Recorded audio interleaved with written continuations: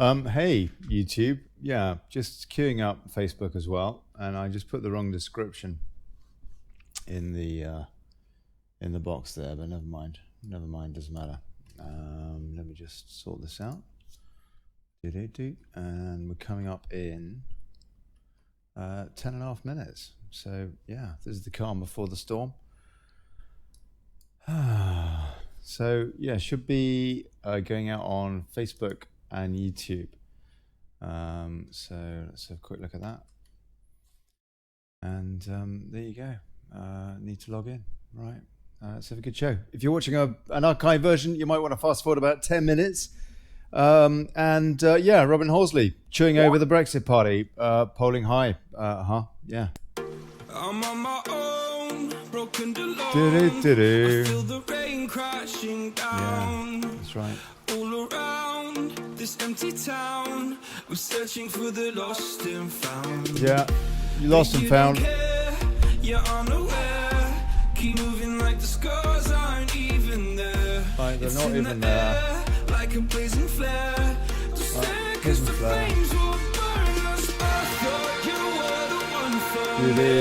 That's why I gave you everything. Held you close by the stormy seas. There you go. Look at that. The world to me.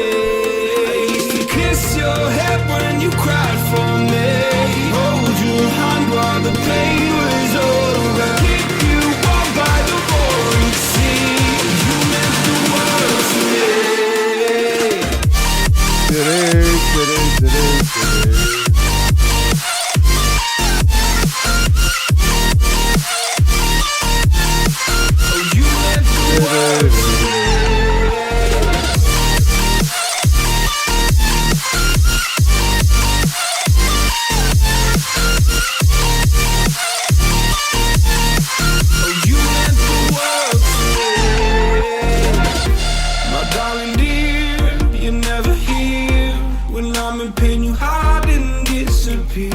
Like shadows in the atmosphere, charting the stratosphere.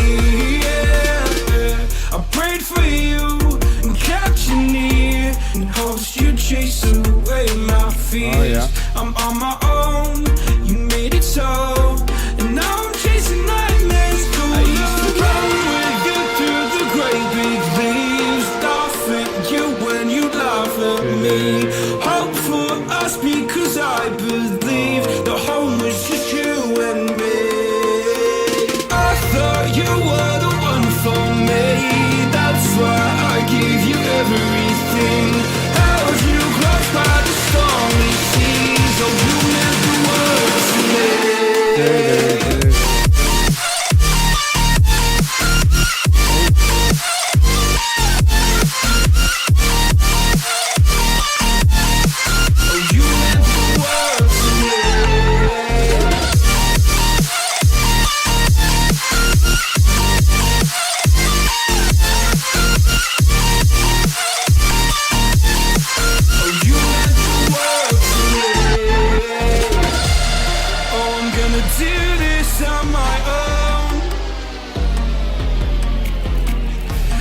Pointing, blaming you, you did not know. Oh. I thought you were the one for me. That's why I gave you everything. Held you close by the stormy seas. Oh, you meant the world to me.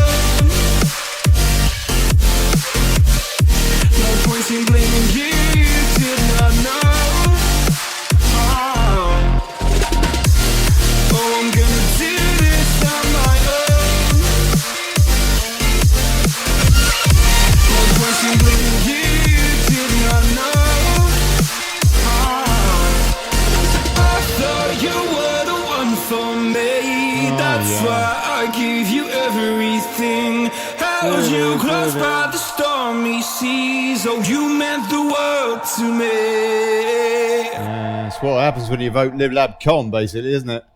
Good evening. 5 minutes, people. 6. Yeah, something like that.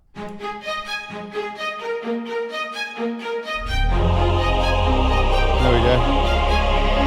Day has passed like cheer a up. hurricane Crying out loud. to my heart, took it far away. See the light Stop moaning, for God's sake. side. I'm going to get there and hope we will meet there. Yeah. Well, it's Brexit, isn't it?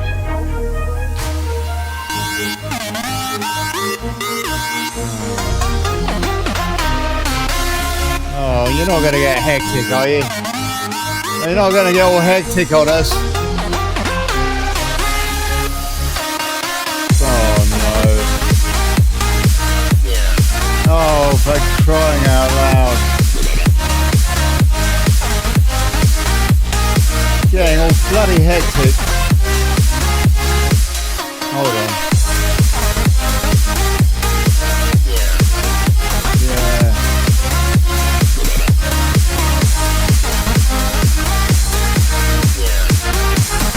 Yeah. Oh dear.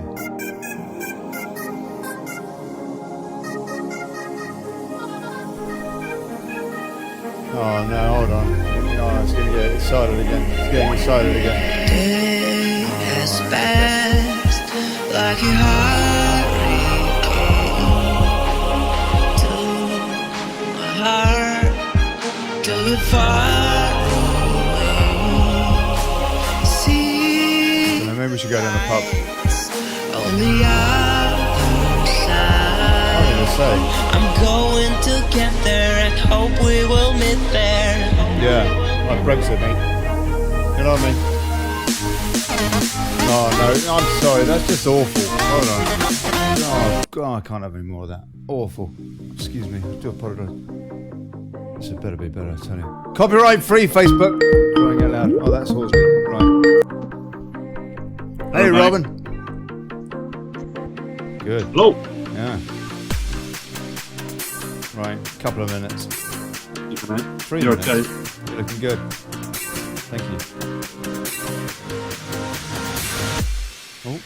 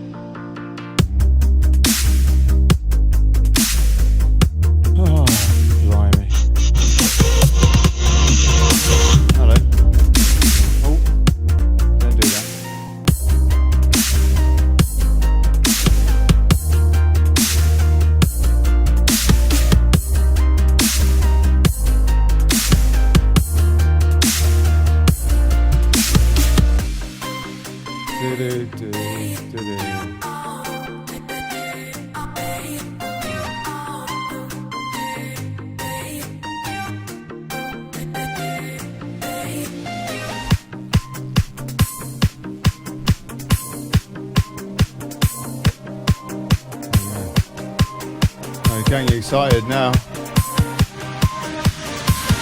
Oh. There you go.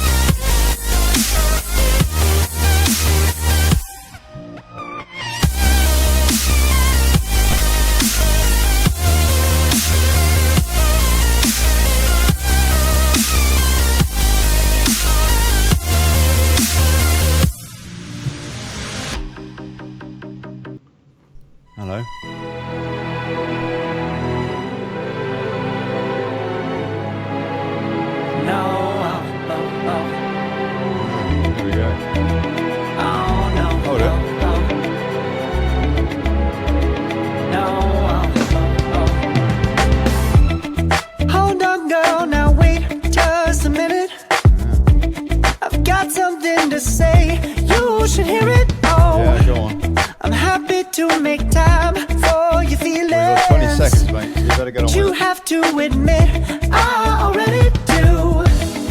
Let's just break it down to you and me uptown. Out till the disco ball pops, but I have to be me, and everyone can see your anger is misplaced, and I'm gonna tell you. 3 seconds.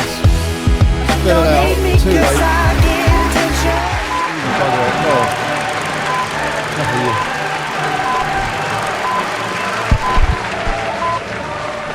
Hey folks! Good evening, good people. Welcome to the Daily Brexit.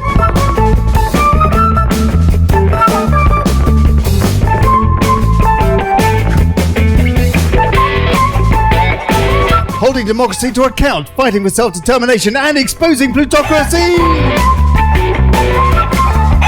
I'm Ollie Connolly, thanks for turning up.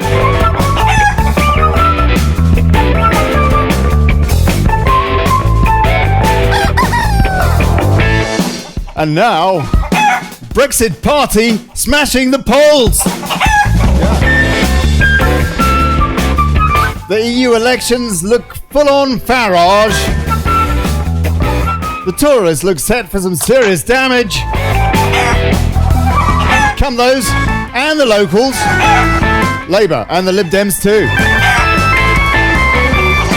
Is the UK about to trip into populism or what? And the EU. Popcorn here. Robin Horsley from the Great Brexit Debate. Scoping out what may now be politically for each political party. Aren't we lucky? Taking your calls on UK national number. It's at the top of the boost. We'll see you in the comments. Please support the show. PayPal.me/Brexit. Thank you. And please share the thing, like the page, all that.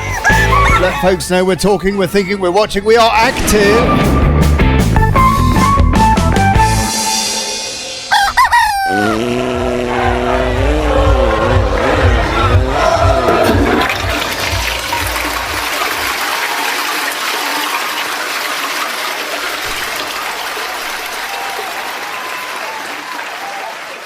Right. Okay, so I'm just looking and seeing what's going on, Robin, and it is really quiet, huh, Mr. Horsley? Very quiet at the moment. It is. I suppose predictable this time of year. It is, yeah. A lot of people are away. A lot of the media people are away, of course. So, yeah, that makes it quite quiet as well. But, yeah, there's a few things going on. Yeah, okay, well, let's have a look. I'll pull in the media. And so you can see what Breitbart's leading with this evening. Brexit Party leapfrogs Labour Tories to number one spot in shock election, European election poll. And let's have a look at that and sort of take our cue, I guess. The Brexit Party, which only officially launched last weekend, has already surged past the two main legacy parties in a new poll and is now rated as the lead party in voting intentions for the May European Union elections. The new poll by major UK pollsters YouGov shows Nigel Farage's Brexit Party surging by 12 points in a week from 15% to 27% as of yesterday, the most recent figures available, coming in third place last week behind Labour and the Conservative, and just 1 point ahead of UKIP was no mean feat for a political party that had yet to launch. I think it was 15 to 14 or something, wasn't it? Brexit Party to UKIP last week. 27% now, Robin. Mad. Incredible. Yeah, it's extraordinary. I don't think in the history of politics any party has ever launched and within a week has led a political poll. I mean, it is extraordinary news. Just to put it in context, I think that is the context. It really no political party has ever launched and managed to lead in the polling within a week of their launch. Absolutely amazing. Amazing statistics. I'll tell you what, it's making me question a few things myself, because the thing is that as a Brexiteer, I think these days you have to be a pragmatist. Yeah, I think you've had to be a pragmatist for a long time, actually. But with the Brexit Party, as you know, my great concern has been the smearing of UKIP and the damage to that in, for example, general elections and local elections in the UK. But having said that, I mean, this response to the Brexit Party is just surpassing all expectation. And from a pragmatic point of view, it's very, very difficult not to want to get behind this bandwagon, frankly. What do you mean by smearing, Ollie? What's your Nigel Farage basically, when he quit UKIP, gave it a real kick in the nuts. And a lot of what he said wasn't fair, given that, for example, Tommy Robinson is not a member of UKIP. And so there was some smearing going on directly from Farage that set up the Brexit Party. And of course, the media has jumped on that bandwagon. And so it's not been good. So even though in the European elections, it doesn't make any difference in terms of its proportional representation if people are going to vote for a Brexit Party, either the Brexit Party or UKIP, then it doesn't make any difference. On the other hand, by smearing them, so far as the local elections are concerned and the general election subsequently in the UK is concerned, it does matter because it assists the campaigning for Lib Lab Con. Unless the Brexit Party are going to run as well, which throws a different dynamic again. But yeah, carry on. Well, can I just share a slightly different perspective on Please. that? I kind of do appreciate what you're saying, but I think the reality from Farage's point of view, and if we go, let's just go all the way back to 2016. Now, the problem that Nigel Farage had back in 2016, when they were trying to coordinate the efforts of Vote Leave and Leave.eu, was that the polling was telling Vote Leave that Nigel Farage was toxic. Mm-hmm. Now, the assumption was made that Nigel Farage was the problem. Yes. Nigel always disputed that. He was the fall guy back then. Seems a long time ago now. That he was the problem. Mm-hmm. What I think we have now tested and discovered the result is that it's not Nigel that was toxic, it was UKIP that was toxic. And when I say toxic, sorry, that's a strong expression. But people in politics talk about the purple ceiling. The purple ceiling was the sort of ceiling that UKIP could get to, which was kind of, in a Euro election, I think they got about 25% of the vote, if I remember correctly, in the 2014 EU election. Mm-hmm. No doubt somebody will pick me up on that, probably slightly wrong on that, but roughly. And they led the poll. But apart from that, if you think of all the failures of UKIP to secure parliamentary seats, UK parliamentary seats, they failed to do so. And actually, when you think about it, the first past the post system in parliamentary terms actually helps a party that, you haven't got to get 51% of the vote in UK parliamentary elections in a constituency.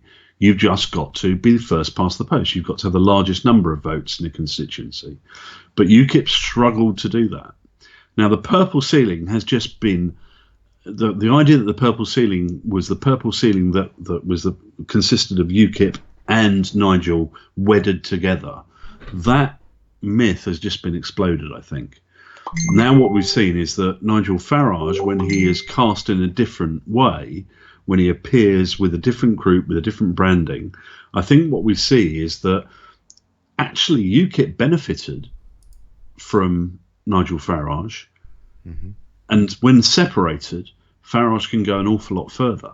Because look at the polling today. I don't know if you've got the figures there that you can put up at all, Ollie. But yeah, I do actually. I'm looking at them right now. This is according to Westminster, which is probably slightly biased, of course, but they are merely quoting YouGov and putting up a YouGov chart. But having said that, I mean, YouGov, as polling companies go, have been relatively accurate, in fairness, haven't they, Robin? I'd say more than accurate, because YouGov have, if we go back to 2015 and 2017 elections, and they're a little bit out on the referendum, but generally speaking, they're pretty good because they do a lot of online internet-based polling. And the problem that's been found with phone polling in the past is that people don't tell the truth when they're actually physically speaking to somebody, but they tell more of the truth when they're on the internet, because there's a sort of degree of anonymity about it.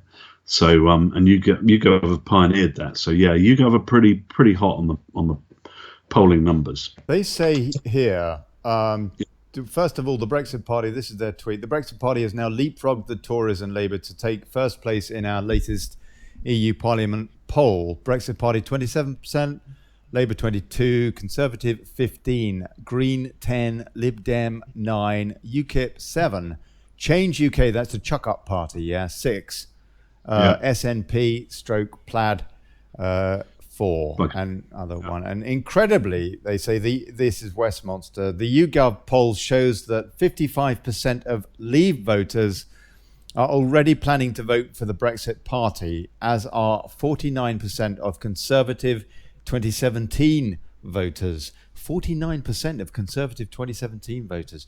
Just 34% of 2017 Tory voters are planning to vote Conservative at the EU elections. 1/3 of the last election lot. Wow. Whilst 10% of Labour voters are planning to vote Brexit as well. 10% of Labour, just 10% of Labour voters. Let me so just that suggests that maybe, I don't know. Well, sorry, I don't know what it suggests, actually. Sorry, carry on, Robin, please. Let me just pick on one of those numbers that you just brought up. You said 55% of Leave voters are planning to vote for the Brexit Party. Okay. Now, I've just been doing some numbers over the last couple of days. All right, you may or may not have noticed I'm very, very quiet. I haven't posted a lot, and it's because I've been really diving into the figures. I'm not a psephologist, as I believe it's pronounced. I'm not a polling expert. I'm not a electoral arithmetic expert. So I've been quite slow at it, but I've been working through the whole process. Now, if you take 2017 general election numbers, and you imagine that the Brexit Party had candidates running in that election, they would only need around 65% of Leave voters to vote for the Brexit Party, and they would get a majority in Parliament. They would have got a majority in Parliament. They would have got to a situation where they'd have got a slender majority, but maybe 20 to 30 seats in Parliament as a majority. So they would have been the leading party in Parliament, and that's these are big numbers today. Yeah. These are going to have an enormous impact, a massively disproportionate impact on the situation. So you're talking about 55%. That is only 10% shy, and in general in elections, the Liberal Democrats are very, very good at this. They put up signs all over the place saying, Liberal Democrats winning here. And the reason they do that, the very simple psychological reasoning behind that, is that people like to back something that's a winner. People like to back a winner. And so if they tell people that they're winning, the chances are more people will come with them. Now that the Brexit Party really are winning in terms of their polling in the European elections, more people will go to them. You can expect those numbers to go up unless, Farage or Richard Tice or John Longworth, who are the three key figures really within the Brexit Party, unless they drop a clanger, you can expect those numbers to creep up and up and up from those numbers. Quite incredible. Let's take a few comments, see what people have got to say. Sue Dacey, I can't vote for Farage because of what he said. He may be good or bad, but I find the smearing of UKIP appalling and unforgivable. It's one thing I find unacceptable. People can investigate and make their own minds up. The only smearing I can accept is from Trump on the Democrats, because that's so funny. Thank you, Sue. Trina Ellsworth, why would Farage want an extension to Brexit? What did he say about that, Robin? Did you catch that? He actually suggested, didn't he, that an extension might be for the best.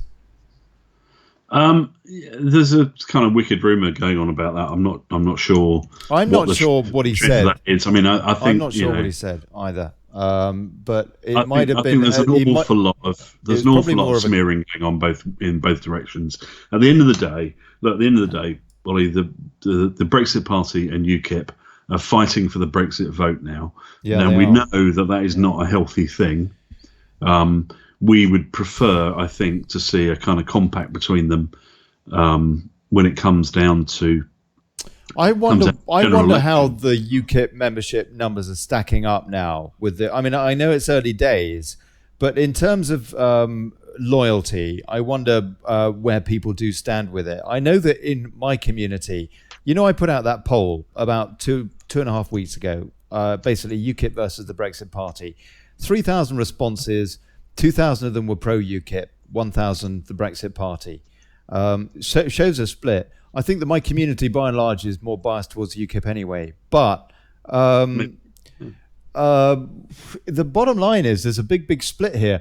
But according to those polls today from YouGov or yesterday, whenever, those polls suggest that the vast majority of the support for the Brexit Party is, if you like, fresh Brexit Party support. As opposed to support that's drifted across from UKIP. Some of it probably has, but... half of it has. You think half of it has? Yeah, well, look at the polling. UKIP are down to, 6-7%, and they were at 14%. Yeah, that's right. Yeah, that's right. Yeah, that's a good way of working it out. That's a good way of working it out. Okay. Yeah, roughly. I would say that. I mean, look, people are inevitably... I'll just relate this story, if I may, just to kind of explain this. Yep. What are you doing? What are you doing? You're ordering your dinner? Sorry, I've getting a quick takeaway. A friend who is I've just explained to him I'm doing live stream at the moment, so I'm sorry about that. Tell him to bugger off. Love me. Sorry, where were we? Let me just talk about this in terms of party political loyalty. Yeah. Chelsea Bob, the Brexiteers are split now thanks to Farage and Batten. Okay, go on, Rob. Let me just talk about this in terms of political loyalty. As a voter, you may have political loyalty. You may, for all of your life, voted Labour or voted Conservative or Liberal Democrat or whatever it may be, or UKIP, whatever. And to make a break from that can be quite a significant involve quite a significant change of mind. However, when you're an activist, when you're somebody who's actually gone out and knocked on doors and stood on doorsteps for a political party, it's much more difficult. And I spoke to a local conservative activist, and I the other day, and we were talking about this, and she was just, well, I'm going to go out on the doorstep and I'm going to take the flak and all that kind of stuff. And she's a very strong Brexiteer, but she found it very, very difficult, the whole idea of separating herself from the Conservative Party. Now, equally, there are people who are heavily, heavily, heavily invested. She must be mad.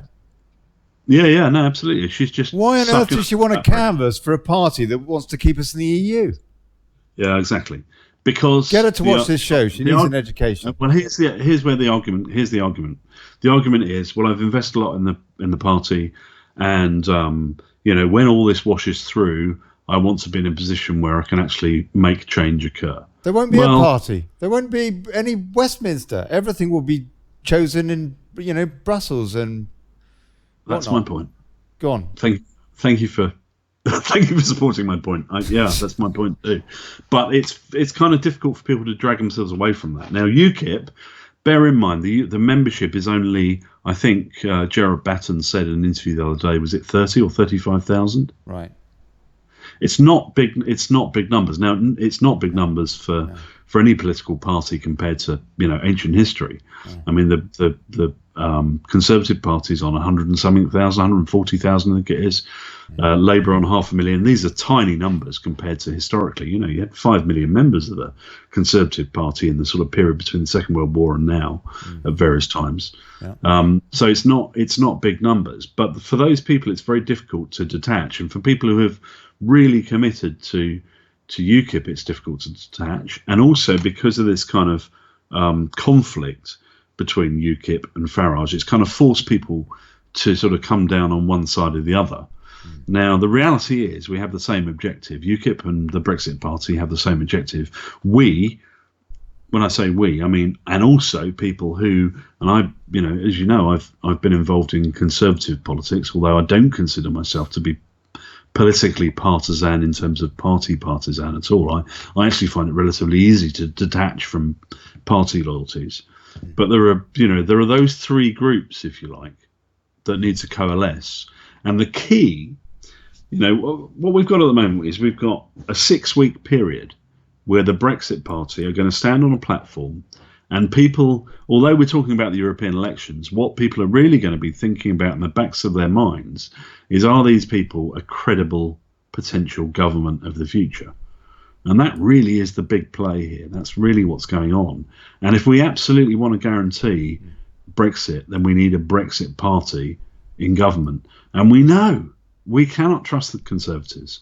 We know we cannot trust Labour. So we've got to come up with another alternative. Now, the spats that are going on between Farage and Batten and UKIP and Brexit Party, frankly, I don't want to get involved. You know, at some point, those guys need to coalesce. They either need to, you know, when it comes to a general election position, they need to look at it and go, okay, who's leading the polling on a constituency by constituency basis, and the other candidate needs to step aside in order that we win as many constituencies as possible. And that will apply also to Conservative candidates as well. We're going to have to see what happens with Conservative candidates, because I mean, I've been looking at this in some detail over the last couple of days. I'm sorry, am I going on too much, Ollie? No, it's interesting. It's interesting. I mean, yeah, okay, let's take a few comments. Just take a few comments. Let me come back to that point in a minute about Conservatives, because I think that's going to be quite an interesting dynamic. Yeah, I mean, absolutely. We need to look at it from their point of view as well, because they must be really a squeaky bum time, I guess, isn't it, for them? Yeah. Paul Perrin, the split hardly matters in EU elections. It's not as if the winner actually forms the government. If both parties compete in domestic elections, that would be a disaster. And that really is the point, isn't it? Because the Brexit Party, I find it very hard to believe that they wouldn't be tempted into national politics if they have this kind of success at the EU elections. Oh, I mean, look. I know this is very hypothetical, but even if they don't, any campaigning that they do that is detrimental to UKIP is beneficial to Lib Con as well. Well, look. I mean, I was. I know I'm harping on about that, but yeah. Look, I posted a clip of 3 or 4, maybe a month ago. Yeah. I mean, what we really would like, what would be fantastic would be if somehow these two, incredibly stubborn guys, Batten and Farage, would get together and, I don't know, have a beer together, by crying out loud. Amanda Rolfson says, how many of these? Oh, blind. That's a conversation. This is not serious. Go on, Robin. Yeah. No, look, this is not serious, right? No. I know it sort of, upsets people and people get passionate about it. But Farage distancing himself from UKIP by talking about Tommy Robinson and Carl Benjamin, Sargon of Akkad, and all that stuff is just politics. What Nigel Farage is trying to do, he is trying to but it feeds the media, doesn't it? To mop up the centre ground. Feeds the media, that's what he wants to do. What happens later? Now, as Gerard Batten said, he and Nigel have known each other for 27 years, and they've had very, very close and very positive relationship for the majority of that. Yeah. At the end of the day, can't stand each other. Don't despair. Sorry, go on. Don't despair. I'm sure they will come together in the interest of the nation when it counts. Better do. That is the scary reality for the establishment parties. Yeah, because they know that too. That's you it. know, let's not get too That's it. absorbed in the positioning, because it's not kind of, you know, venting of hatred for each other. It's not. It is purely about political positioning at this moment. Okay, so check this out. This leads us into, I guess, where we're going with this conversation. There you go. So Express, Brexit We Live. stand with you end- in protecting the peace. Oh no, that's Nancy Pelosi. We don't want to listen to that. Brexit Live. End of Theresa May. 40 to 50 Tory chairman in plot to oust PM in shock new coup. Theresa May could be ousted within weeks. God, we've heard this before, haven't we? Thanks to a little-known process never before used by the Conservative Party, involving a gallows. No, sorry, it doesn't say that. Which would allow angry and frustrated grassroots Tories to call for a no-confidence vote. Mrs May's days as Prime Minister may abruptly end thanks to a no-confidence vote, which could be unexpectedly triggered by the National Conservative Convention, which represents the grassroots movements. Blimey, she's like a giant movement, that woman. Sorry, go on, Robin, please. How do we get rid of her? She's like, you know, bad morning after a terrible fall. Okay, so really what's going on at the moment is that the vultures are circling in terms of potential leadership candidates. But what's really, you know, the reason that's occurring is not because Theresa May has said that she's going to go after she's delivered Brexit. That was the first kind of reason for potential leadership candidates positioning themselves. What it's really about now is that the Conservative Party is looking for every possible way of getting rid of Theresa May, and there are two potential mechanisms. There is this one, which is the report you've just brought up, which is about Conservative constituency associations. If a certain number reaches a threshold, then they can call a leadership election. And there's the other one, the secondary one, is that the 1922 committee of backbench MPs have rules at the moment which mean that they would have to call a vote of no confidence, which they can only do once they've done it, which they did in December. They can only do it after another year. But as the two previous chairmen of the 1922 commission before Sir Graham Brady have pointed out, the 1922 committee can change its rules at any time it wants to.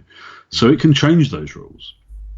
So the reality is that Theresa May is now in an incredibly perilous position.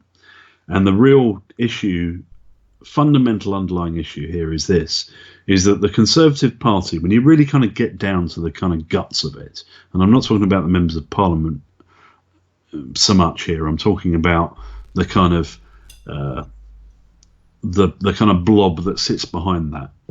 The Conservative Party has been, since Margaret Thatcher's ousting in 89-90, has been very much a pro-EU setup. And this is the real question. Do you want to be a pro-EU setup Conservative Party, or do you want to survive?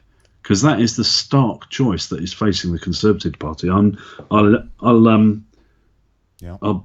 betray a slight confidence tonight, like that. and tell you that I spoke to a very senior current Conservative politician the other night, and I said, you know, this potentially means the destruction of the Conservative Party. And he said, tough. Now that's quite something for people who are, you know, who have kind of grown up with the Conservative Party, have become a Conservative Party politician. That's no mean feat. It's quite difficult to do. Got elected to Parliament, gone all the way through, got into fairly senior positions, and to have had that view that now it's like, it's tough. That's from a Conservative politician. Yeah, well, Sodom. I mean, they deserve it, don't they? I can't believe they gave us a bloody Remoron for Prime Minister to lead the mandate. The one thing that they had to do was to deliver Brexit, yeah? Brexit means Brexit. What was it, 110 times, she said? Unbelievable. Yeah. We've got Alan Ashwood popped in. Alan, good evening. Can you hear me? Alan. Alan. Alan Ashwood. Hello, sir. How are you? Robin, I'm okay. Good. Alan. Robin and I spoke a long time ago when you We did. produced this. When you produced your first 4 videos, as I remember. That's right, Alan. Yeah. Back in the day, I wish I had your studio. When I was young. Me too. I think. So I'm just listening at the moment. Oh, But good. obviously, We can only see the So- top of your so- head at the moment, Alan. What's I going on? know. Ollie? I'm going to sort that out. Alan has a particularly attractive top of his head, but stop Yeah, that's looking right. at the top of my head.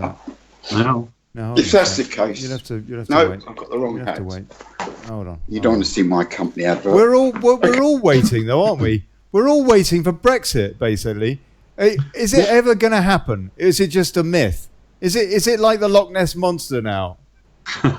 what's your view, Alan, of the polling today? What are the implications of that? Well, I don't usually take much notice of polls because I know I used to contract polls and you can be rigged to do whatever you like. However, I don't want to contract piles. Oh, sorry. It's like contracting piles. Sorry, go on, Alan. my opinion, and it has to be my opinion, I can't speak for anybody else, is that I think the Brexit Party is a disaster for Brexit. Really? I Why? think it's an absolute disaster. Why? Stephen Palfrey says the Brexit Party has no interest in Britain. They are after being leaders of the EU regions that used to be called Britain. Now, that's pretty sceptical from Stephen Palfrey. What would you say to that, Alan? Far off. That's projecting forward. I said over 2 years ago, beware of Nigel Farage. He's now gone into a cave and he'll pop up just at the right time to sabotage Brexit. 27 months he stayed in the background. And then, oh dear, here he comes with this. Well, is it a party? It has no members. You have no voting rights. You have no way of controlling who their officers or representatives are. It is not democratic, but they will take your money. And if you want to be nominated, they'll take quite a big lump of money. If you want to be considered for nomination, they want £100 up front. The whole thing to me is not just, it's at least a scam. At worst, it's highly dangerous for Brexit, for the UK. Okay. And How do you substantiate that? That sounds like the wildest conspiracy theory. Monkeys on the moon stuff. Go on, substantiate it. Hold on. Sorry, that's my landline going. I controlled it last night. Oh, for goodness Last night. sake. Sorry, I think I know who it is. Somebody from the north. They're leaving a message now. We're going to hear the message, Alan. This is not a great live stream.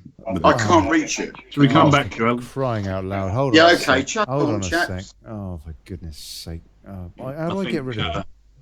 How do I get rid of him? Just a sec. Just a sec. Oh, for goodness sake. Oh, blimey. This happened last night with Alan as well. It wasn't his phone. Oh, he's back now. He's back. Alan? Yeah. Good. Yeah. Right. Go on. You were asking. I always loved the term conspiracy theory. It's been thrown at me 1,000 times. And almost on every instance of my conspiracy theories have turned out to be conspiracies. The bottom line is they're either going to split. Sarge, go on, give us the top 5. I'm not.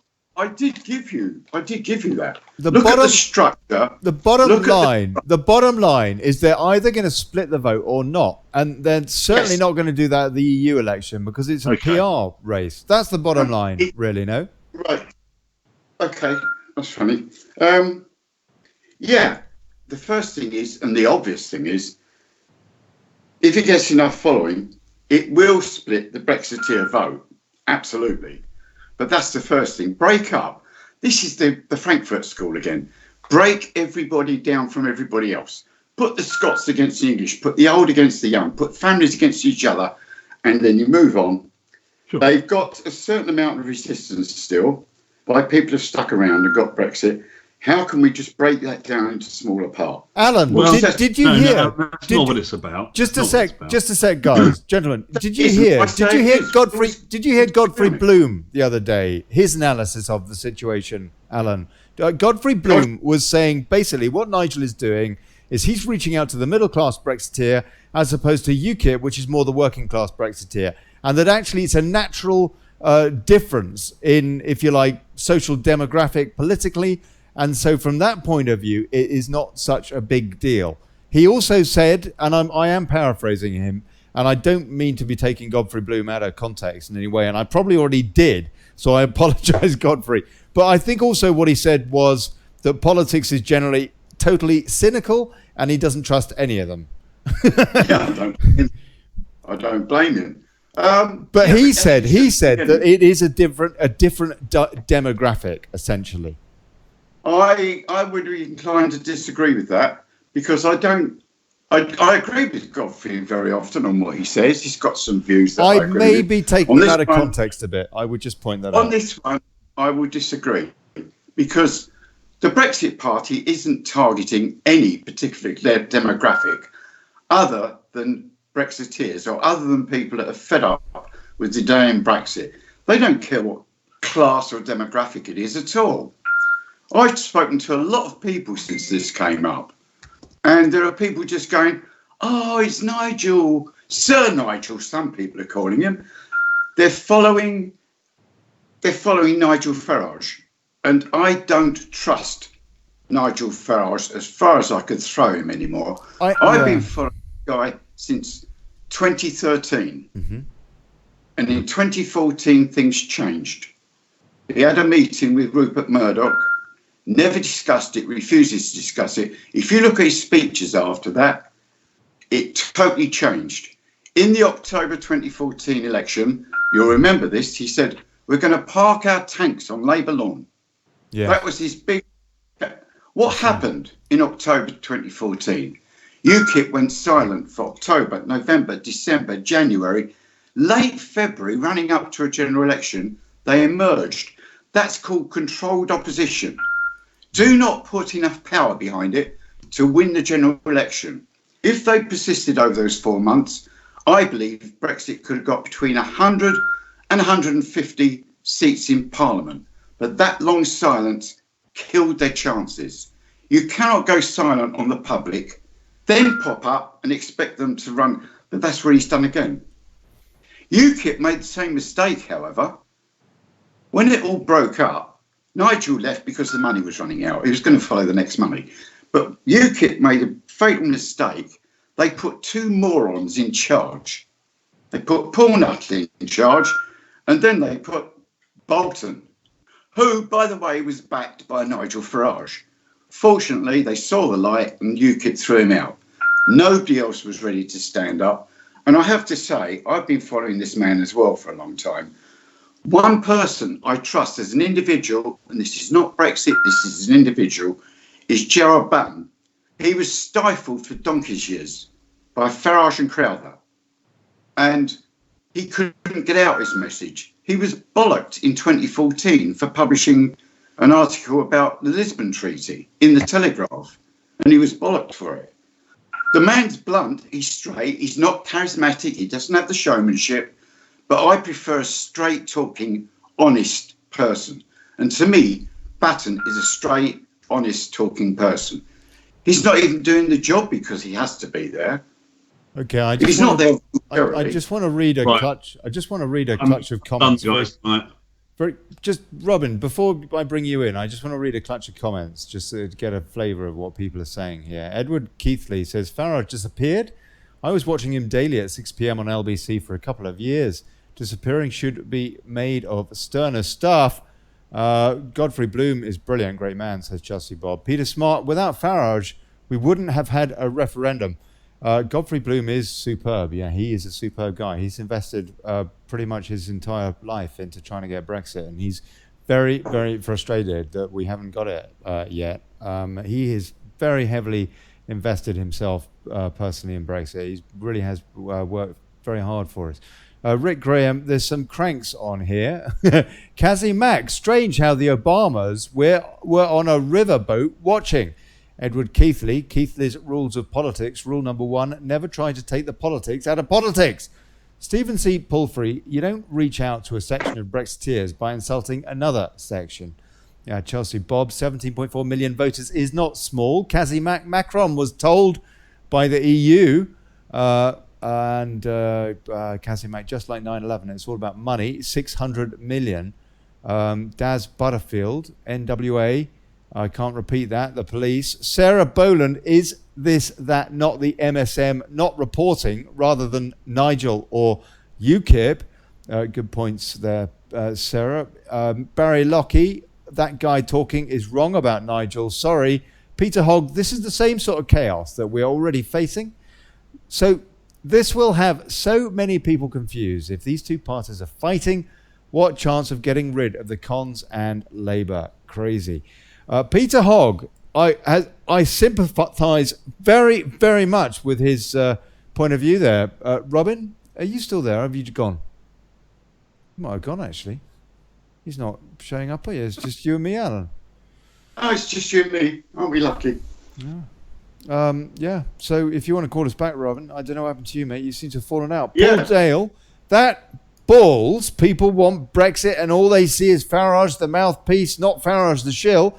Farage will get a lot of vote in the EU election because people do not follow ways going on. They will regret that vote 2 years down the line. Farage is a businessman. The only person Nigel is interested in is Nigel. He's a showman. Andres Sabinas, they had no leader. Then the morons took over. Now Batten is there. They got a chance. Robin Horsley is... where is Robin Horsley? Where's he gone? I don't know where he is. In Reading somewhere. Hold on. He's in Reading. Go and get him. Oh, for goodness sake. Blimey. He'll probably call. I hope he'll call back. Robin, come back. So, Alan, yes, it's a bit of a bummer, isn't it? It's a bit of a bummer what's going on. But on the other hand, look at the bright side. Lib Lab Con is going to get a total pasting one way or another over the next three elections, the locals, the generals, and the EU. And surely that can't be a bad thing. Right. Let's find some common ground. And the common ground is virtually everybody watching this and listening to this wants us out of the European Union. We all do.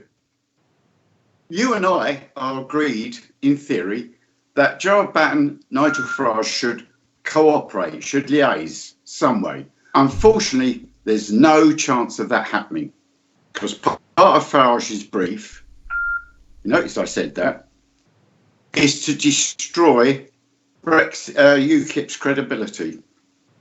And it's disgusting. He even insulted a lot of people who put blood, sweat and tears into getting him into the European Union in the first place, or putting him back in. It just disgusts me the way he's treated people. They put that aside and think, oh, he's popped up, here he is again. I won't back down on this. There is nothing on this planet will make me vote to get Nigel Farage, I'm not talking about the Brexit Party, Nigel Farage, back into Brussels. He says he wants this country out of the EU, but he wants to join it for another 5 years on £300,000 to £400,000 a year.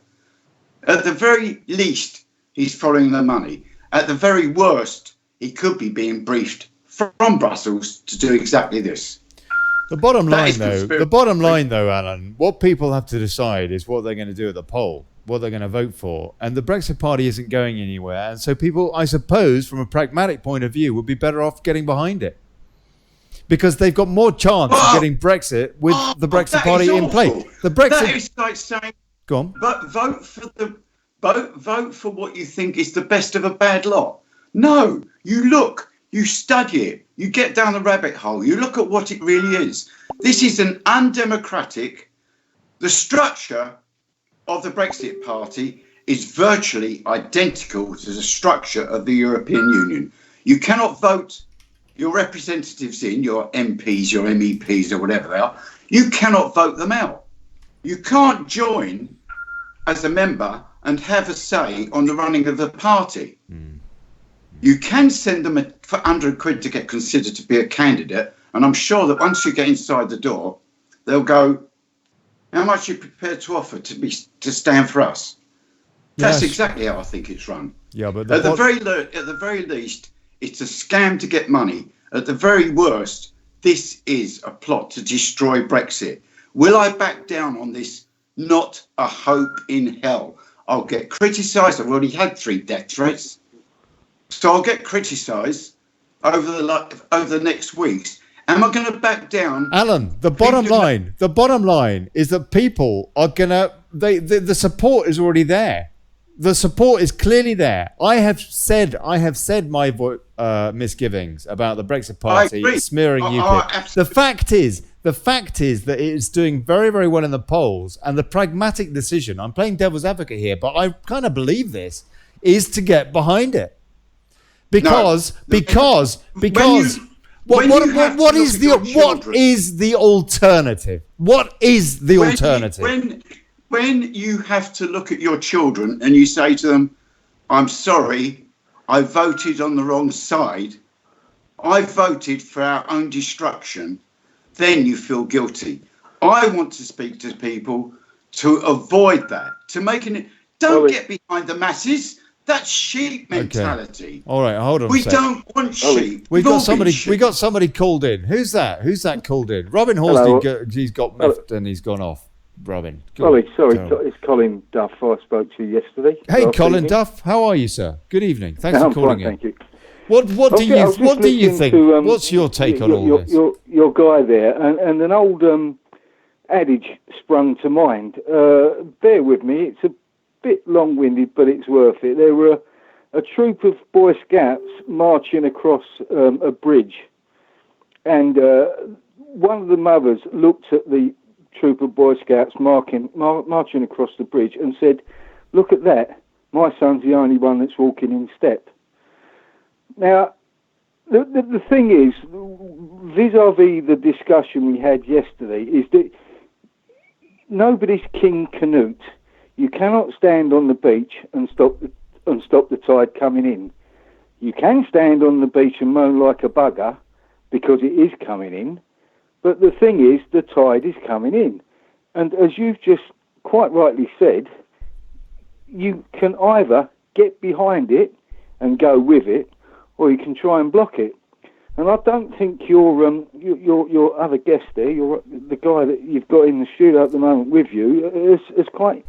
I don't mean to be disrespectful to him. I don't think he's grasped it. The horse has already bolted. It's gone. Farage is galloping away. Yeah, but do you not see? We have all done this. I am guilty. I am very guilty, because back in the day, I voted Tony Blair into Parliament. Blimey. I thought it was wonderful. That is disgusting. That is outrageous. Sorry, there you go. That's Alan. There you go. You can see his mug now. Let me finish. Let me finish. Go on. I was working within the Labour Party and the SDP at the time. Right. I thought it was great. I very quickly saw what happened to the Labour Party. Yeah. And I walked away. I divorced them.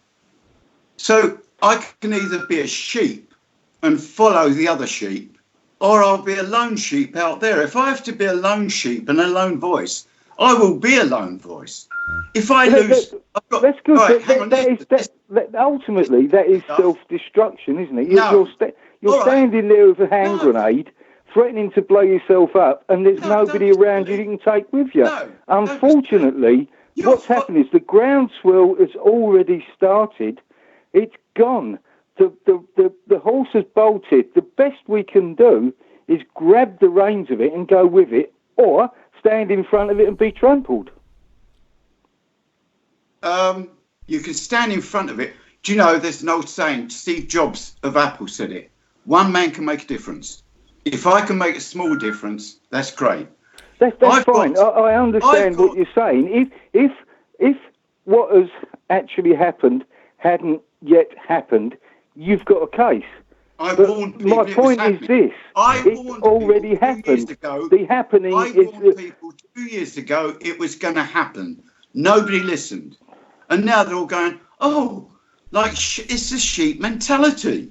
Yeah. You go with the masses. You go over. Right. If we don't get Brexit, we go over the cliff. If you follow the Brexit Party, you're going to go over the cliff. Right. I Okay. might be standing Look, alone. I don't if you want to call in, you can. I would have to agree to disagree with you. I've already That's put all my right. money behind Farage, and a the Democrat. reason is that the difference between the two men is charisma.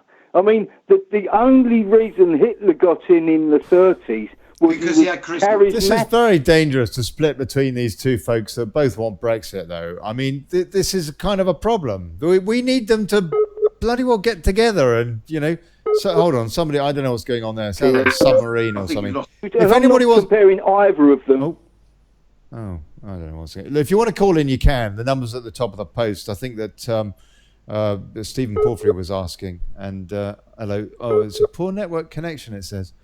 What they want. Hello, yeah, Alan. Okay, you can carry on. Right, Dave Jenkins says the fish in the channel belongs to the EU. That the gingy crew belong to us. You are there trying to stop a horse that's galloping away. Oh, they're still going. They're still if talking to each other. You got cut off, both of you. Carry on. You might as well carry on. I was reading some comments. Yeah, we've heard what you had to say. Okay, we're going to hear more about what you got to say in a minute. Paul Dale, no, mate, it's about having morals, which is what our government is lacking. Lots of people with pictures of sheep. Surprise, surprise. And Jones, I agree with Alan. Nigel is just on the Brexit gravy train. I joined Brexit Party for annual £25, but nothing in return, apart from a PayPal receipt, no voting rights, no membership card. Gary Simpson, there is a problem with the Brexit Party. They are too new, and nobody knows what their intentions are. Matt Waterhouse, Alan, why don't you start your own Brexit Party? Sarah Boland, for goodness sake, we don't need this division at this tight, me. Yeah. Chris Newport, watch your Sonia, watch your Patriots, UKIP all the way. Farage is a wrong un. And Paul Dale says the alternative is to fill the EU Parliament with Brexiteers rather than the career Tory politicians that have defected from the Conservatives, who for the last 2 years have done everything they can to delay Brexit. That's right, Paul. And Daz Butterfield says, yeah, the tide's coming in. It's bringing more fuzzy wuzzes. Get the sandbags out, says Lee Lewis. Andreas Sabinos, if UKIP not in your area, vote for Britain, DVP or Brexit Party. Yeah, okay. Blind. Okay. If anybody wants to call in, you can. And sorry, Alan. By all means. Let's just put it. Let's look at it from a different way. Yeah. What's happened? This phenomenon is unprecedented in British politics. Okay. You can't deny that. That's what's happening at the moment. You think you're calling it a phenomenon? Yeah. Let's look at it a slightly different way. Okay, he may have taken a few members away from UKIP, but by and large, he's taken thousands of members away from the Tories. And that's one thing that UKIP, unfortunately, was unable to do. What's your comment on that? Right, the first thing is, you notice he's not in the local elections, which I don't want to do anyway. The local they were too late, weren't they, to register? But there you go. But yeah, anyway, to me, the local elections are a waste of time, money and resources. The councils do not affect the national problem. We've got a huge national problem. Secondly, I don't disagree with you. He's taken people away from UKIP. He's taken people away from the Tories. But to what end? The end is to get Nigel Farage into Brussels. The whole focus of this thing, never mind the other MEPs, his disciples that are standing behind him, the whole focus of this thing is to get Nigel Farage into Brussels. To quote Nigel Farage 5 years ago, the European Union Parliament is useless, powerless, and can make no difference. The Commission controls everything. Very often the voting buttons are turned off if they don't want the thing to vote the other way. The European Parliament is a smokescreen. It is a cosmetic. Yeah, but Alan. Yeah, but democracy. yes, but perception does mean something. And to see Nigel Farage's rhetoric in that chamber has been useful over the course of the referendum campaign and since, and will continue to be so. Yes. Wait a minute. First of all, before the general election, most of those things weren't seen. What Nigel Farage said in Brussels was never what he repeated in the UK. And it's never been repeated on LBC. He never does it. He'll make lots of noise in Brussels. Why? Can I just come in, Alan, on that? They sit back. Let me just come in there. Well, the whole point is this. You're absolutely right. We might as well not have a European Parliament. For what they do, it's completely useless. But the good thing about it is this. The only reason that the Conservative Party agreed to have a European referendum was because of the threat from Nigel Farage. Well, the threat from UKIP.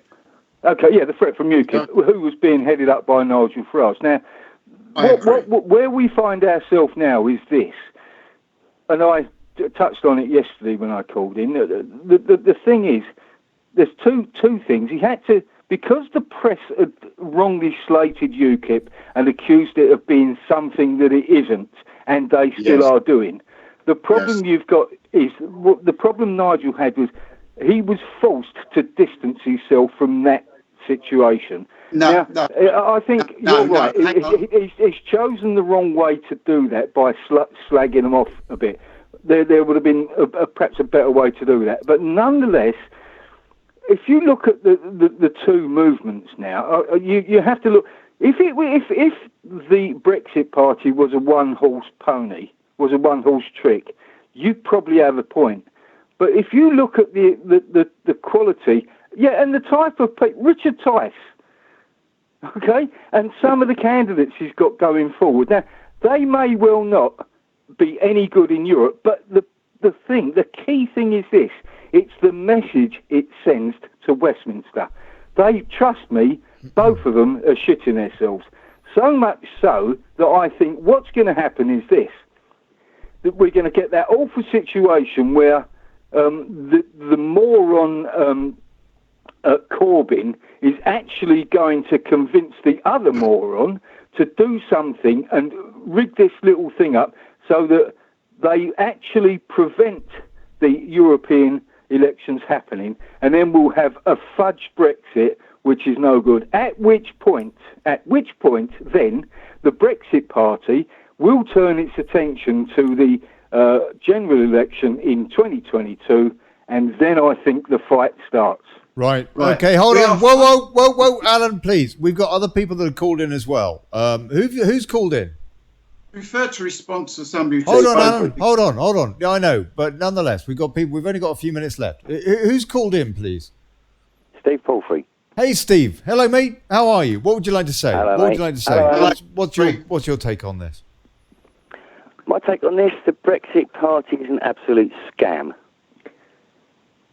and the reasons are: Nigel Farage is only interested in the EU pay packet and getting back on the EU stage, and his reason for that is because when Britain is sold out, as he now is complicit in, he will have a place in future in the EU Parliament. The reasons for the reason for me thinking that way is, one, he has insulted UKIP members up and down the country. Mm-hmm.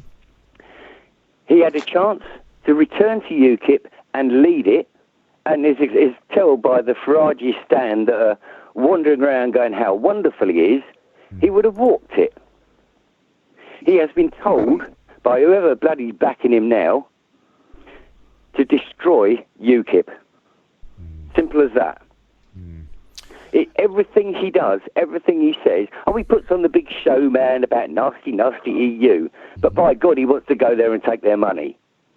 And when it comes to anything about Brexit, PESCO, QMV, anything to do with the actual dangers to the British people, he shies away, runs in the corner, and just won't talk to you. Has he been talking about the UN Migration Compact? No. Well, not that I know of. No.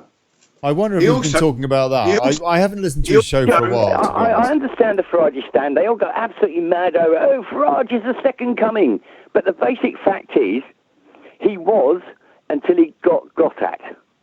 And since his meetings with Murdoch, as Alan pointed out earlier, he changed his tune. Yes. He went very, very quiet. And then he came back after a few meetings with totally different forward direction. Yes, I agree with that. Thank you, Stephen. Well, it's interesting. We've got somebody else that called in as well. Can you hear me, other person, mystery caller? Hello. Ooh. Echo. Oh, by the way, I'm a tattooed thug, apparently.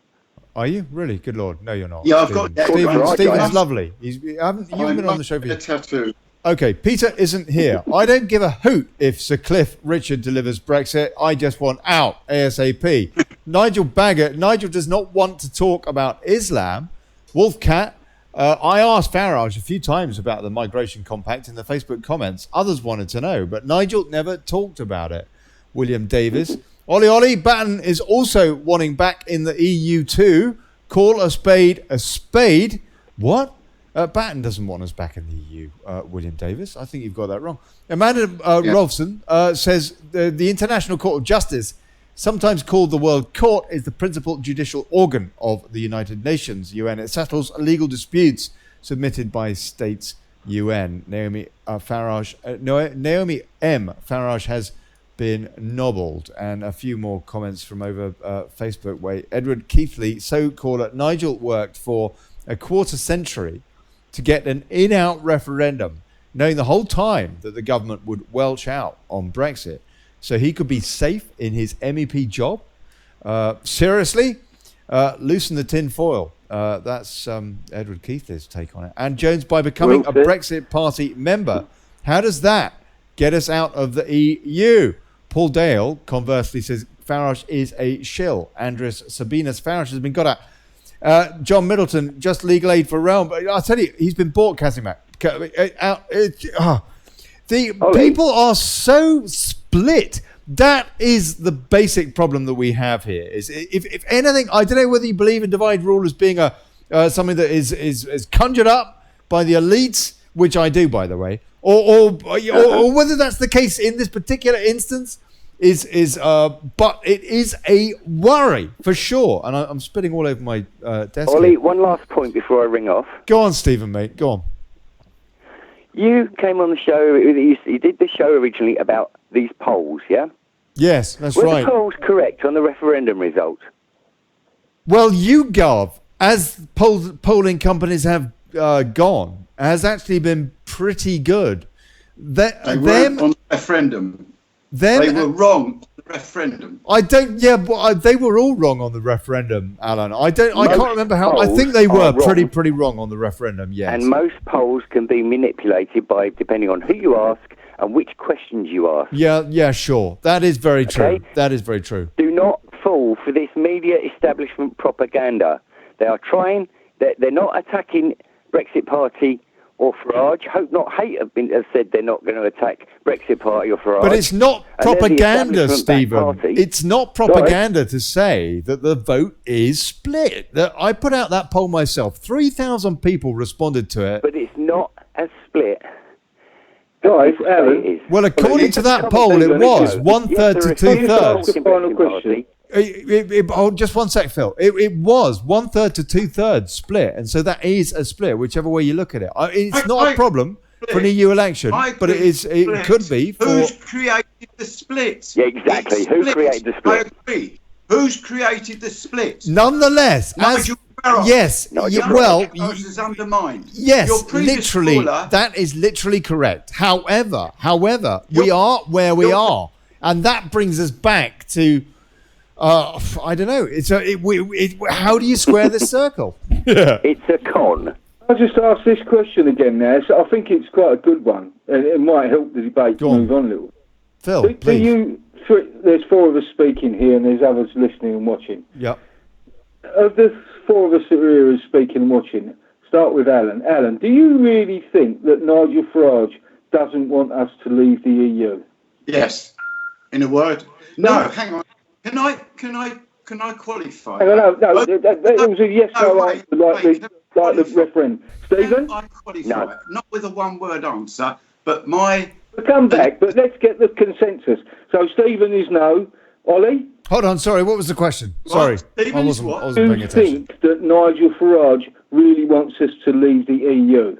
Yes, I think he does. But, I don't know. So I think it would be very unfair of me to say anything else because he hasn't...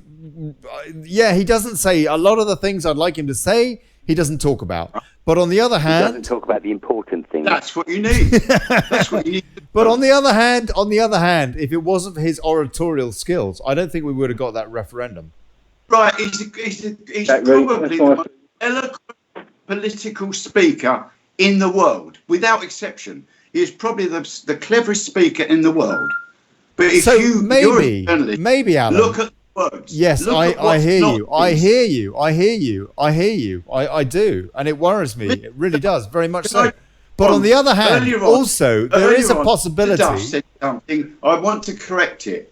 He said Nigel Farage left UKIP because of Tommy Robinson. Yeah. Look at the timings.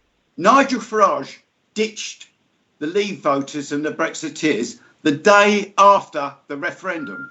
Who's he with at breakfast in the Savoy that morning? Can I just have a hold on, let him finish. Let him finish. Go on, Alan. To do with Tommy Robinson. I agree with that. I didn't hear that because you were talking over each other. Alan, please repeat that. Who was in the foyer with?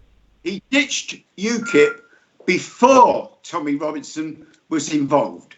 Then he used it as a backlash. How do you know that? How do you know that? That's what. How do you know that? You look at the timings. Mm-hmm. You only need to look at the dates. Oh. I follow this stuff closely. I think you're right. I think you're absolutely right. Yeah. But the fact is, he deserted on the 24th of June, 2016, at 11 o'clock in the morning, after he'd been to breakfast with Rupert Murdoch.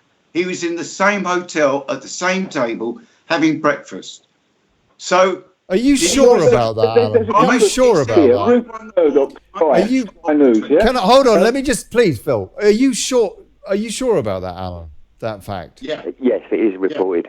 Yeah. Okay. Yes, please, Phil, carry on. I was just going to say, Rupert Murdoch, Sky News. I think Sky give Nigel Farage and have since he burst onto the political scene in this country, not so much in Europe, but for the last 20 years, have given him a hard time. And he's acquitted himself really quite well in that. Now, the problem he's got here is that he's been berated for so many years by the mainstream media. I'm not surprised that he disappeared when he thought that the job was done. I mean, we should have known the job wasn't done. After the poll, we all thought we'd won, and we stupidly believed that the people that are supposed to represent us in Westminster would take the mandate we gave them to leave and would leave. But subsequently, that hasn't happened. I didn't think that. Can I just say, I didn't think he was that. hoping to leave politics because his job was done.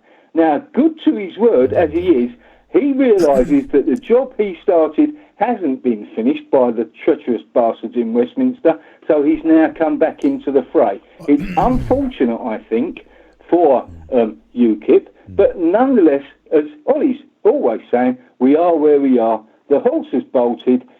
But no, it hasn't. You can either charge with the horse or you can stay behind with Mr. Bannon. Stop being defeatist.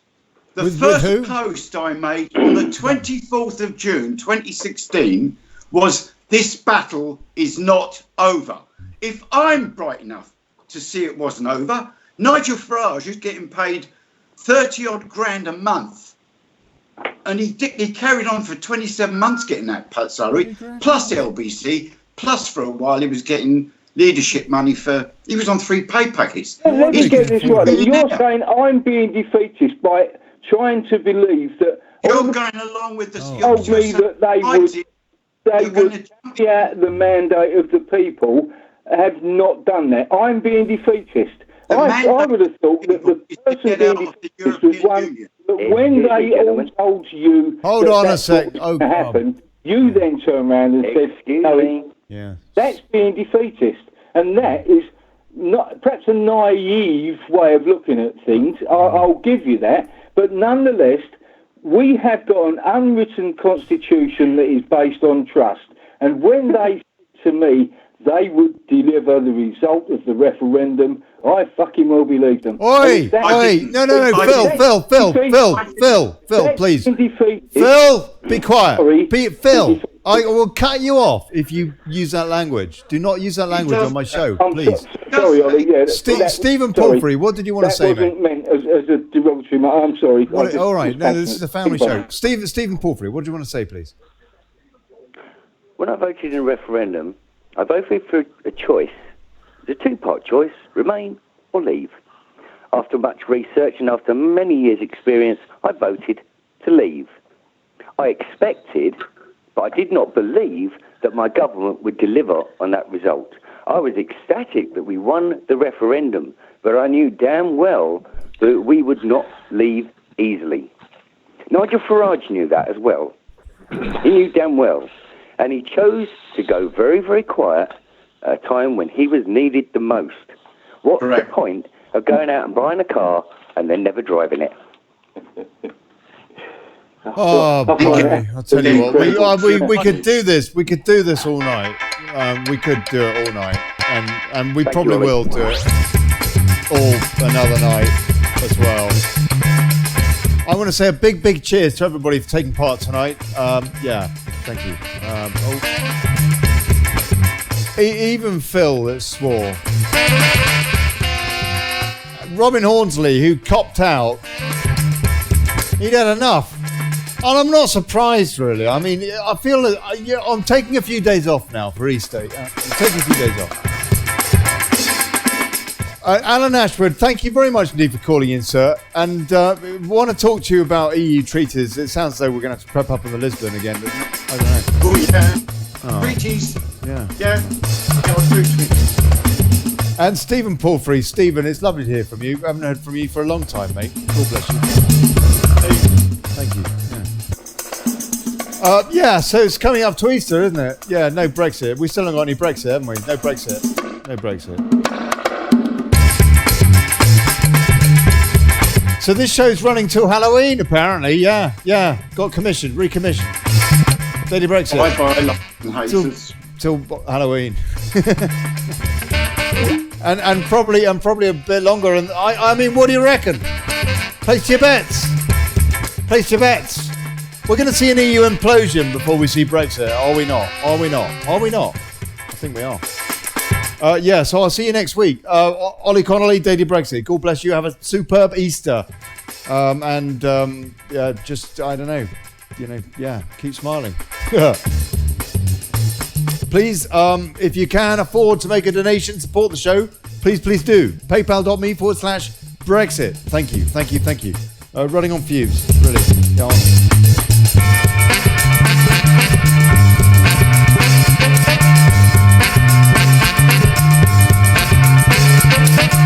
And I normally put on a shirt for that too.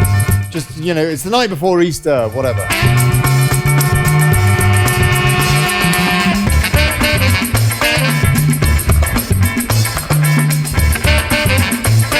And we are all mourning. Morning Thursday tomorrow, and we're all mourning Brexit. Cheers, Tez. Bloody Remoron. Hope you have a bloody awful Easter, Theresa May, you cow. Aye. Here's to us and bugger plutocracy. God bless you. Ciao.